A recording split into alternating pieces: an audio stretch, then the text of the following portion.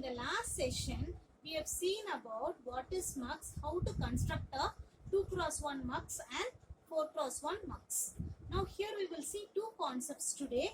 One is the pin diagram of 8x1 mux and how to design a quad 2x1 multiplexer. Okay, so moving on to the first part. So your 8x1 mux where you have 74 cross 151, it is the pin diagram for your 8x1 mux. So here if you are going to see, so it is 8x1 mux. So how many inputs it should have? 8 inputs and 1 output and 3 select lines, right? So I am having here 3 select lines which has been represented as A, B, C, and it should have 8 inputs which is specified from D0 to D7 and 1 output Y. If needed, enable is given, active low enable is given. So this mux acts as both for your normal output as well as for your active low output. Okay, now we will see how to design a quad. Quad means so 2x1, 4 2x1 mux. Okay, so here I have drawn the diagram. Okay, so now I am going to take 4 2x1 mux and design. So when I say 4 2x1 mux, so how many inputs are there? It is 2 inputs and 2 power 1 is to 1. So only one select line should be there. Okay, and 1 output. Don't think that here you are having 8 inputs, that is A0 to A3 and B0 to B3. So this A0 and B0, these two AND gates form one mux pair.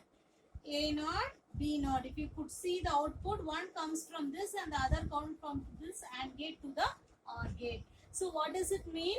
Either from the inputs A0 and B0, depending upon your select line, any one of the inputs will be enabled. That is A0, B0, you have the data from several sources, A0 and B0.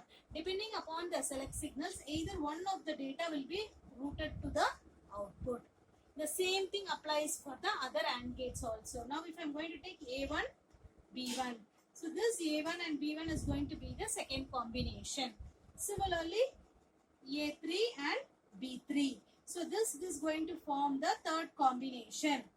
Okay, and similarly when I am going to say this, so A2 and B2 will form the third combination.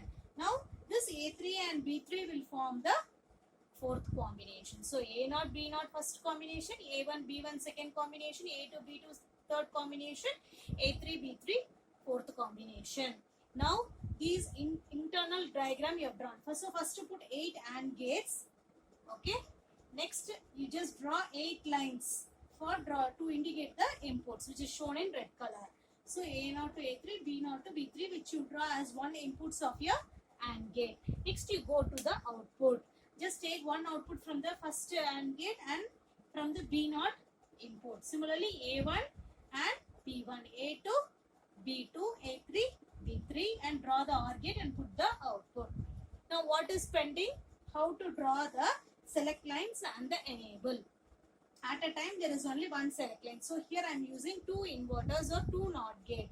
So which means that at a time out of the inputs A0 or B0 only one output will be selected to the output. So what I am doing?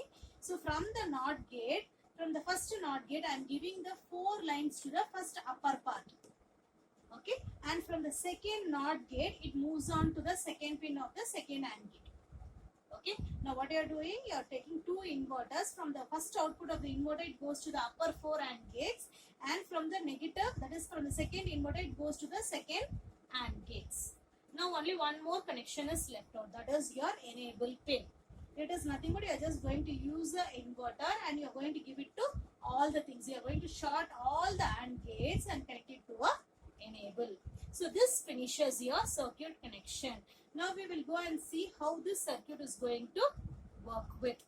Okay, the concept is out of this A0, B0 or A1, B1, A2, B2 or A3, B3, any one of the outputs. Suppose if I am taking A3, B3, depending upon my select lines, any one data will be routed to the output.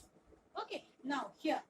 Now let us take the first condition. Suppose if my value here select lines can take the value only either 0 or 1. So suppose if I am going to give the value as 0, what will happen? Here it will be 1 and here it will be 0. So what does it infer? When I am going to give this 1, the upper 4 AND gates are going to be enabled. at the same time these gates are going to be disabled. In that case, I can choose any of my data A0 to A3 to be propagated to the output. Next, consider the next condition. If my S is equal to 1, in that case here it will be 0 and 1. So that means the first 4 AND gates will be disabled and here these gates will be enabled. In that case, the data of B will be propagated through the output depending upon the control signal what you have chosen.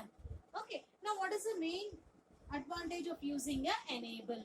So what happens if I'm going to give enable as 0? Okay, here the output will be 1. So this enables all your AND gates. So this enable plays a very important role in this mux because when the value is 0, you make all your mux to on. That's what I've written here. So it makes all your mux to on and you'll get your output. Suppose E is equal to 1. What happens when E is equal to 1? Your output will be 0. So in that case, whatever the input signals you give, your input will not be propagated to the output. So that becomes the important concept of your enable. Because so far what we have seen, the whole control is only with the select signal. Depending upon the select signal, all the inputs will be routed. One of the several inputs will be routed to the output. But here the enable plays a major role. When E is equal to 1, output will be 0 irrespective of whatever the select signals you give. So that's all. Just draw the lines for your inputs. Then take the first AND gate from A0 and B0 connected to OR gate. The next connection is just put 2 NOT gates and give the first you give it to the upper 4 AND gates and from the second NOT gate you give it to the next 4 AND gates. And here enable you give through inverter to all the inputs. So this completes the circuit diagram and the functioning of your quad 2x1 mux. Like this way, so you can design any mux as per your application. So in the next class we will see how to design a 8x1 mux using 2 4x1 mux. Okay, and also we'll see how to implement the circuits in your mux. Thank you.